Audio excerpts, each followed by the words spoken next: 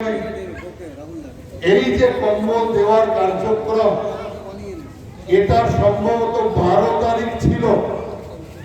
যেহেতু ওই দারুণ সম্ভাবনা, পূর্বাভাস, বৃষ্টি কোথাও কোথাও হচ্ছে দেখে উদ্যোক্তারা সেই প্রোগ্রামটাকে পিছিয়ে 26 তারিখ এনেছে। কিন্তু দেখুন, সেই 26 তারিখেও কিন্তু রক্ষা পুরোপুরি হলো না, সেই বৃষ্টির কবলেই পড়তে হলো।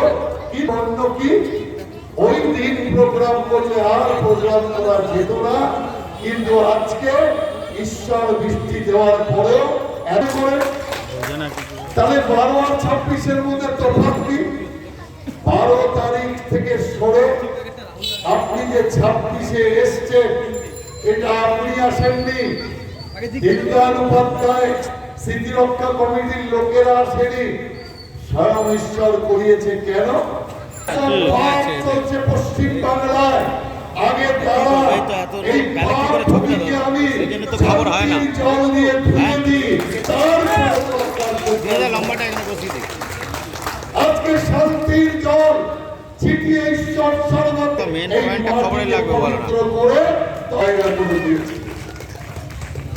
তাই আজ আপনাকে সবচেয়ে আগে ভাবতে হবে, রাজনীতির ভাবনা নয়, সবার উপরে ভাবতে হবে যে পশ্চিম বাংলাটা পশ্চিম বাংলা থাকবে তো, পশ্চিম বাংলাকে বাংলা বিষয় সেই ষড়যন্ত্রে শাসক দল জড়িত।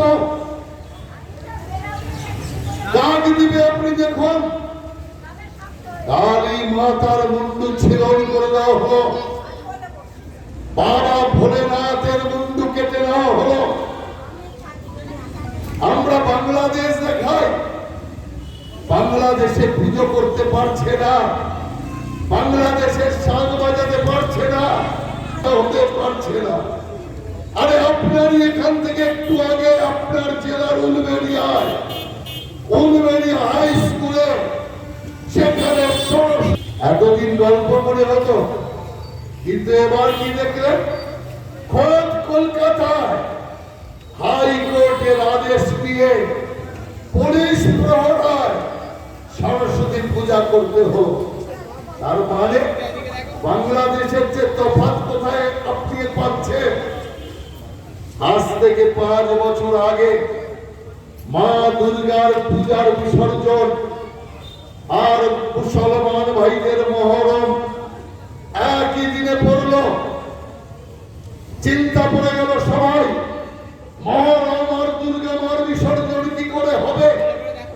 আমরা বললাম কোনো সমস্যাই না, আমরা বললাম ডান দিকের রাস্তা দিয়ে হিন্দু ভাইরা, হিন্দু বোনেরা মা দুর্গার প্রসেশন নিয়ে বিসর্জনের যাত্রা করবে, আর বাঁ দিকের রাস্তা দিয়ে মুসলমান ভাইয়েরা তাদের তাজিয়া নিয়ে তারা তাদের মহরম উৎসব পালন করবে।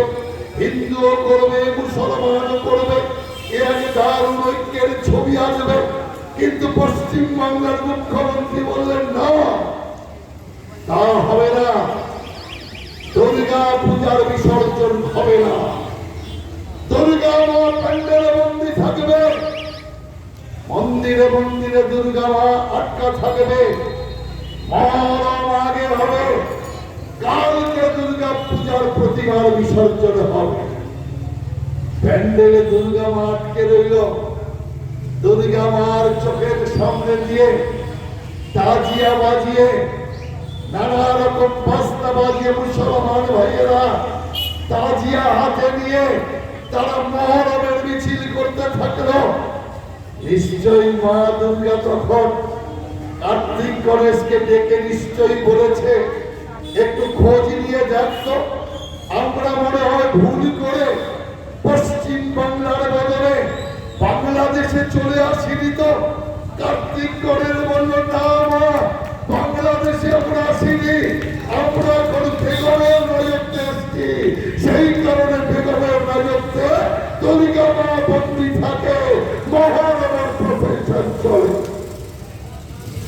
কিসের ইঙ্গিত আপনি পাচ্ছেন? সেই কারণে আপনার বাঁচার ব্যবস্থা আগে করুন। এখানে আপনি বাড়ি করেছেন, এখানে আপনি করে কমবে খাচ্ছেন, আগামী দিন এখান থেকে আপনি উৎখাত হবেন না তো, এই প্রশ্ন চিন্তা করার জন্য আমি আপনাদের সামনে রেখে যাচ্ছি। সেই কারণে ভাবনা হবে, আমার কথার মর্মার্থ যদি বুঝতে না পারবেন, আগামী দিন আপনার জন্য এমন দিন আসবে সেদিন আপনার নিজের বাড়ি থেকে স্ত্রী পুত্র কন্যার হাত ধরে আপনি রাস্তায় এসে দাঁড়াবেন, ক্ষুধার জ্বালায় রাস্তার ফুটপাতের পাশে হয়তো কোনো স্বেচ্ছাসেবী সংগঠন, ভারত সেবাশ্রম সংঘ কিংবা রামকৃষ্ণ মিশনের সন্ন্যাসীরা খিচুড়ি বিলি করবে, আর তার দিকে যখন আপনি থালা বাড়াবেন তখন মনে পড়বে না হুঁশিয়ার কথা যে বলেছিল যদি ওর কথা শুনতাম তাহলে আপনি নিজ দেশে পরবাসী হতে হতো না। সাবধান হন, যে জাতি অসাবধান সে জাতির কপালে চরম দুর্ভোগ আছে। আপনি যেমন পুজো পার্বণ করেন, বাংলাদেশের লোকেরা কম পুজো পার্বণ কীর্তন করে না, তারাও প্রচুর পুজো পার্বণ কীর্তন করত, কিন্তু কীর্তন পূজা পার্বণ বাঁচাতে পারেনি। তার কারণ তারা ঠাকুরের আরাধনার সাথে সাথে বাস্তব চিন্তা করেনি, নিজেকে রক্ষার চিন্তা করেনি, সমাজকে রক্ষার চিন্তা করেনি, ধর্মকে রক্ষার চিন্তা করেনি। সেই কারণে আমি আপনাদেরকে পরিষ্কার করে বলছি, আজ আপনার ভাববার সময় এসছে, ধর্মকে রক্ষা করতে হবে, আপনার পরিবারকে রক্ষা করতে হবে, আপনাকে রক্ষা করতে হবে।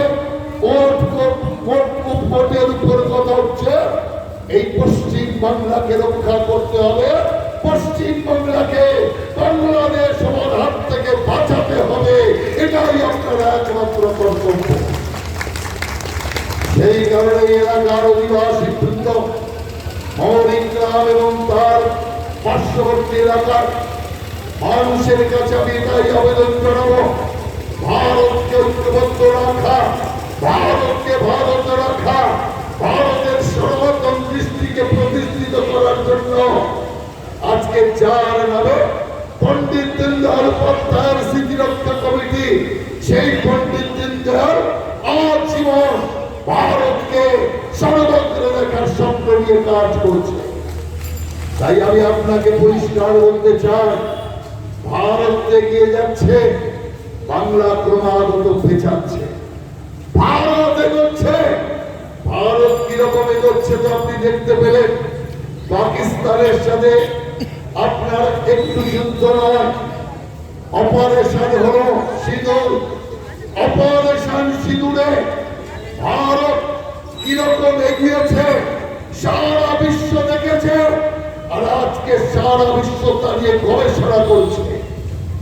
ভারত আকাশ মিসাইল, যে মিসাইল ভারতের তৈরি, কারো ধার করা নয়, আমার ভারত মাতার সন্তান বৈজ্ঞানিকরা আকাশ মিসাইল, যে মিসাইল পাকিস্তানের ছোড়ার পর পাকিস্তান কেঁপে উঠেছে, বিশ্ব কেঁপে উঠেছে।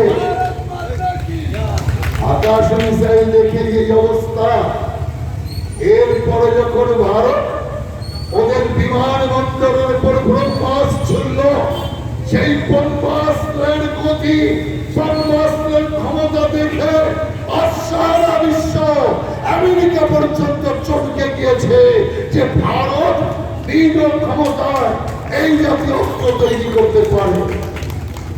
এই কারণে ভারত এগোচ্ছে, বাংলা ক্রমাগত পেছচ্ছে। ভারত শিক্ষায়, বিজ্ঞানে, অর্থনীতিতে আজ বিশ্বের মধ্যে 4 নম্বর স্থান, অর্থনীতিতে জাপানকে পেছনে ফেলে আজ বিশ্বের 4র্থতম অর্থনৈতিক শক্তিশালী দেশ হিসাবে ভারত প্রতিষ্ঠিত হয়েছে। আর পশ্চিমবাংলার সরকার শুধু চিন্তা করে আকাশের দিকে তাকিয়ে বন্যা কখন হবে, খরা কখন হবে, প্রাকৃতিক দুর্যোগ কখন হবে, আর বন্যা খরার জন্য কেন্দ্র থেকে কখন টাকা পাওয়া যাবে, সেই টাকায় মানুষের খাবারকে বেড়ে দিতে হবে, মানুষের প্লাস্টিককে বেড়ে দিতে হবে, মানুষের টাকাকে বেড়ে দিতে হবে, পার্টির ভাগ করতে হবে, নিজেদের পকেট ভরতে হবে, প্রাণের টাকায় বাড়ি গাড়ি তৈরি করতে হবে। অতএব এরা লেগে রয়েছে। নইলে যে বাংলায় শিক্ষায় ছিল 1 নম্বরে, সংস্কৃতিতে বিশ্ব সেরা, যে বাংলা স্বাস্থ্য পরিকাঠামো বিজ্ঞানে একদিন সর্বসেরা ছিল, শিল্পে ছিল 2 নম্বরে, আর আজকে সেই বাংলা ধর্ষণে ভারত চ্যাম্পিয়ন, সেই বাংলা বেকারিতে ভারত চ্যাম্পিয়ন। এর চেয়ে বড় লজ্জা, এর চেয়ে বড় দুঃখের আর কিছু নেই। ধর্ষকদের আমরা যখন আসবো ঠিক করে দেবো, ও আমার বেশি দিন আমাদের সময় লাগবে না। এই ধর্ষক যারা, তারা সব হচ্ছে শাসক দলের লোক। এদের ভালো সরকারের ঠিক করতে 5 দিনও সময় লাগবে না, সোজা করে দেওয়া যাবে। কিন্তু আমি আপনাদের বলতে চাই, বেকারকে কর্মনিযুক্ত করা যাবে, বাংলা পেছালে এগোনো যাবে, কিন্তু বাংলাটাই যদি না থাকে, বাংলাটাই যদি বাংলাদেশ হয়ে যায়, তাহলে এগোবেন কোথায়? আর তাই আমি আপনাদেরকে পরিষ্কার বলছি, একমাত্র আমরা ভাবি বাংলাকে রক্ষা করার, আমরা ভাবি এই সাম্প্রদায়িক শক্তিকে দমন করবার, বাকি সব বাংলাদেশ করার জন্য দশামদের রাজনীতি করছে। তাই আমি আপনাদের সকলকে অনুরোধ করব, পুজোর পার্বণ স্মরণ করুন, দেব দেবীর প্রতি আস্থা রাখুন, ধর্মের প্রতি আস্থা রাখুন, সত্যের প্রতি আস্থা রাখুন, কিন্তু তার সাথে সাথে শুধু ঈশ্বর ঈশ্বর বললে হবে না, আপনাকে বাস্তব অবস্থায় উপযুক্ত পদক্ষেপ নিতে হবে।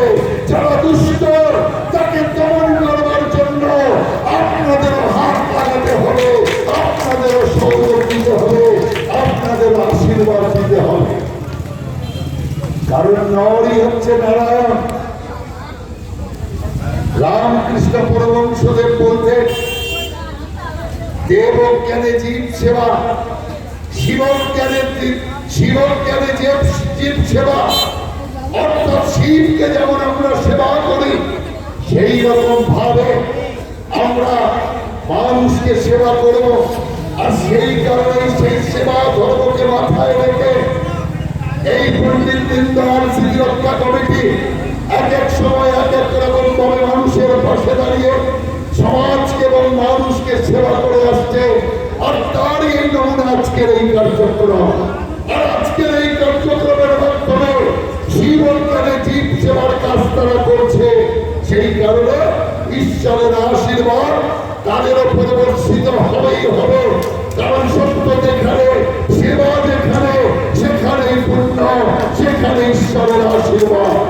তাই আমি আপনাদের সবার কাছে এই নিবেদন করব, আপনারা এই সংস্থাকে আরো বেশি রকম ভাবে আশীর্বাদ করুন, যাতে আরো মানব সেবা, জীব সেবা এবং সমাজ সেবায় তারা তাদেরকে ব্রতী হতে পারে। আর পশ্চিম বাংলাকে রক্ষা করবার জন্য উপযুক্ত পদক্ষেপ গ্রহণ করুন। বাংলাকে রক্ষা করা, বাংলাদেশ হাত থেকে বাঁচানোর জন্য উপযুক্ত পদক্ষেপ গ্রহণ করুন, নইলে পশ্চিম বাংলার সর্বনাশ মানে আপনার আমার সর্বনাশ।